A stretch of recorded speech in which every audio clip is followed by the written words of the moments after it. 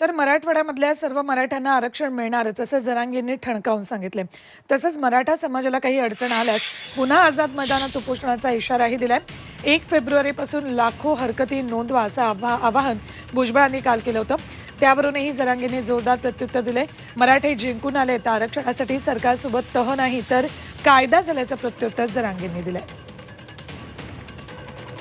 374 ज्या जाती आहे एकत्रित त्यांनी आपली शक्ती दाखवली पाहिजे आणि त्यासाठी 1 तारखेला आपापल्या आमदार MLA किंवा NLC किंवा खासदार आणि तहसीलदार यांच्याकडे जाऊन OBC आरक्षणाचा बचाव करावा या संदर्भातल्या मागण्या त्यांच्याकडे देतील।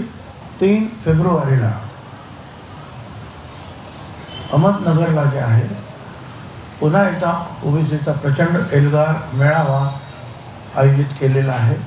त्या मेळाव्याला सुद्धा सगळ्या आमच्या OBC बांधवांनी हजर राहावं अशी मी विनंती करतो आहे।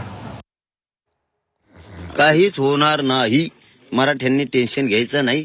मी पुन्हा समाजासाठी जर कुठं अडचणी यायला लागली तो भरायला तयार आहे। पुन्हा मी आझाद मैदानाला एकटा जरी बसलो तर माझा करोडो मराठा समाज इथे काही गरज नाही, तुम्ही काही टेन्शन घेऊ नका, काहीच होत नाही। फक्त हे जे मध्ये 40 सुरू आहेत ना, आमकं झालं कुठं त झाला काय करू कळत उरतो त सांगतोय कशाला त झाला काय झाला तर कायच नाही। मराठी जिंकून आले, कायदा झाला, कायदा डोक आहे का?